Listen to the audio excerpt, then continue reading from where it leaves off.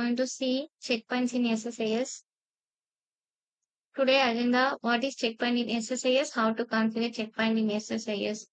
Guys, you imagine in real-time scenario, the packages will get failed because of n number of reasons. For example, due to file not exist, or else out of memory, or else some kind of a system error. So there could be multiple reasons due to that the packages will fail. But imagine if there is any package failure happen, you will rerun every time. So while you are rerunning, it will be start to run from the beginning to end again, right? So but in by defining checkpoint, you don't need to rerun entire packages. For example, I am having one file, it's having a trillion million of data. It got we actually loaded the data, but after loading data due to some transformation error, the package is getting failed. So what will happen? So if you are not defined checkpoint, if you rerun the packages again because it's failed, right, previously, if you rerun, then again it will start to from beginning to end. But if you define the checkpoint, right, so if there is any failure happened, so it will be re-triggered from the failure point. So now we are saving some amount of time, right? So after loading data, it's got failed and again I am rerunning, then it is running from the failure point. So we are saving the amount of time to load the data. All right. So this is what checkpoint is very helpful. So let's jump on the video. So I'm creating new SSIS packages. So this is our SSIS packages. I am going to load this test data. This test data having around thousand of this is 30 records. This. So it's having thousands of cards. Okay, I'm loading this CSV file data, and then I'm just going to load that data into this table. Once we loaded, we are going to update that table. This is the update script. So let's see how we can do that. So drag and drop data flow task, and then double click that between the source is a flat file source because we are going to load data from CSV file. Double click this, create new file connection manager, create the connection manager, browse and then take that file.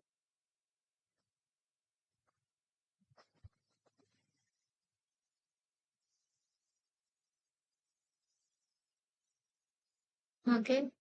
Now see all the columns picked from CSV file, review the data and click OK.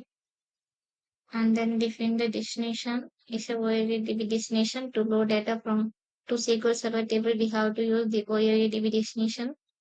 Then connect the output of flat file source to input of OLEDB destination. Double click this and then create OLEDB connection manager. This is my connection I already have created. So this and then the table we are going to load from this. Let's create this table. We have created this table. Take the table devoted customer. This is the customer table, customer data, right? Devoted customer data. So check the mapping properly aligned. Click OK. Now we have loaded data from CSV file to table. Now you have to define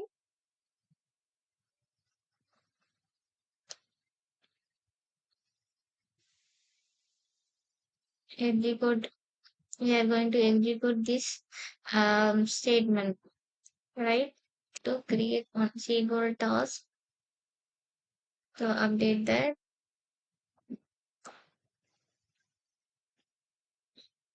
Now connect the output of data flow to output of execute SQL. Double click this and then define the connection, SQL Server connection. String choose that and then for the SQL statement here we are updating uppercase. Okay. Before loading data into table, I am just truncating the table data because whenever we are rerunning the table will get dropped and then it will be recreated. So let me create that.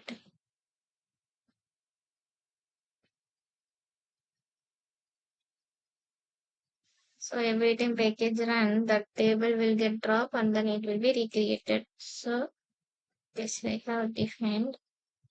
Now save this.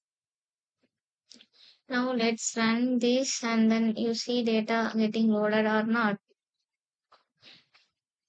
So data has been loaded. See 1000 records loaded. So let's see the data.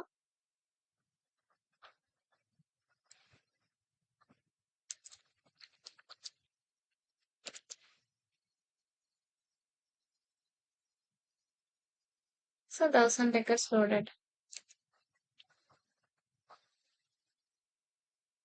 Now, so here there is a failure happen. So then package itself it will be get failed, right? So the next time once it's failed again you have to rerun, then it will be run from the starting point usually if you are not different checkpoint. So now to exclude that you have to click properties. If you see here properties coming, so here you could see checkpoints, right? See the checkpoints usually it will be false. You have to make this to true. If you do this, then what will happen? It will be checked, it will be checked from the failure. It will be, task will be get executed. So if you have to do this if exists.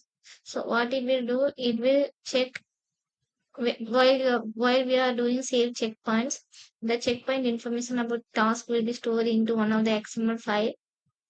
So that file it will check if the file exists. Then if the file exists, then it will be read the data from the XML file and then it will run from where the package got failed. Let me create an XML file here.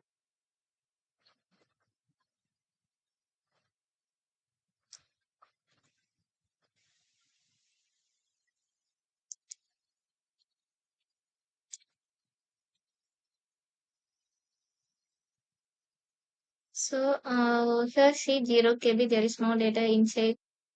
So just picture the file name path, XML file name path. So now you see we have configured properly, checkpoints true, and then if file exists, it will read from that XML file and then it will run from where the package got failed. And also you have to execution property, you have to set execution property properly by clicking all tasks, then go executions. So failed packages on failure, it should be true.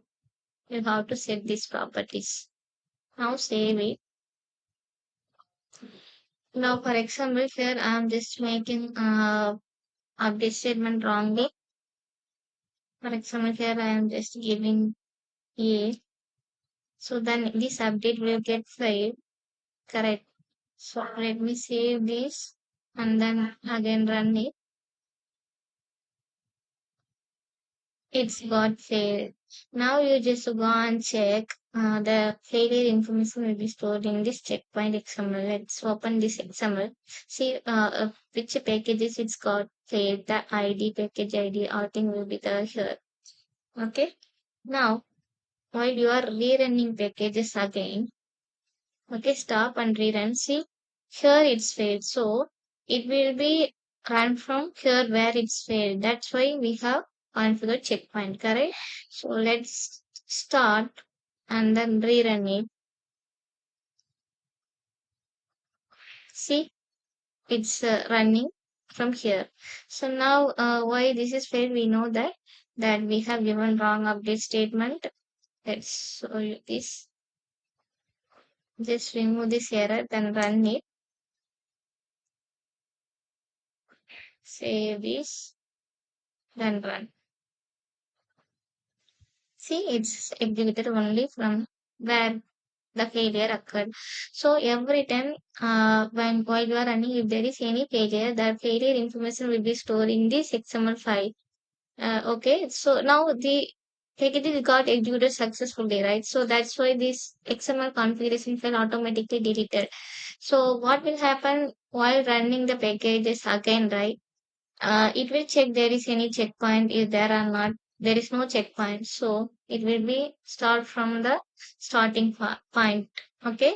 For example, here it will be start from the starting point again. Okay, because there is no XML file. But in case if there is any failure occur, then XML file will be created here, and then while you are running next time, it will be start from the failure where the package got failed. Okay. This is the concept. So guys, hope you understand this what is checkpoint. So in real time scenario, this is sample 1,000 records only we have loaded right in the data flow. Imagine so I have million trillion records where loading data itself it is taking 5 minutes or 10 minutes or even 15 minutes. Then if there is any failure, right? So that will be make worse, right? So while you are rerunning packages next, then it will be triggered from where the package got failed. So this is very, very useful. Guys, I hope you understand. So please let me know if you have any clarification. Thank you for watching. Bye.